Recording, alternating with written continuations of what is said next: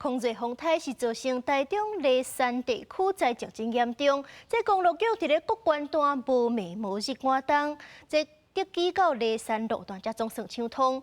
中华便道今日中昼嘛已经恢复通车，到这后礼拜五进前，逐工是有5个时段会当过。不过中华的东段花莲西部到鹿萧地区，是因为路灯去高单有原亲像孤岛，空勤总队是已经空投物资2抓。也若是新竹的司马库斯，是因为天气真歹，就要到明仔才有法度空投。梨山的居民等足久的，总算等到啊！车一台一台通过管制站，代表梨山地区交通圆通。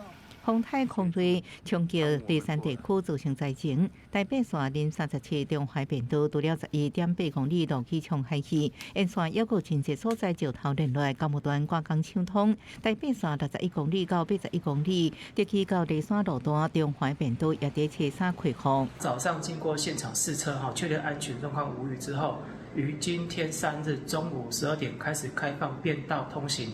各关各部段表示，目前梨山甲台中市道路拢已经拍通。设备进前，中华便道逐工开放各帮处通行，希望居民赶紧恢复生活。另外，风台造成梨山地区电力损坏，台电警员也派人一直咧抢修，一直甲车衫还有差不多7200外户咧等电来。主要为武林农场、福寿山区、华冈、翠峦等，重新将旧有设备移除，重新建杆。重新拉线及装置电力设备。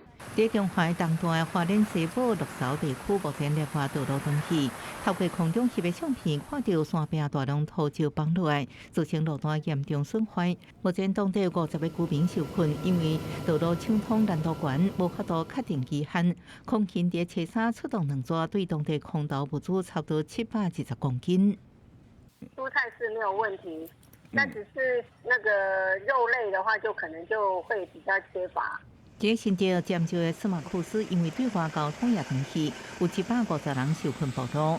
目前因世界邮报攻击拢未正做问题，车衫下晡空勤直升机也载物资想要空投，不过因为山区大雾，能见度无好，只好滑头。按算测试过来空投，希望尽量帮助灾民解决生活问题。记者综合报道。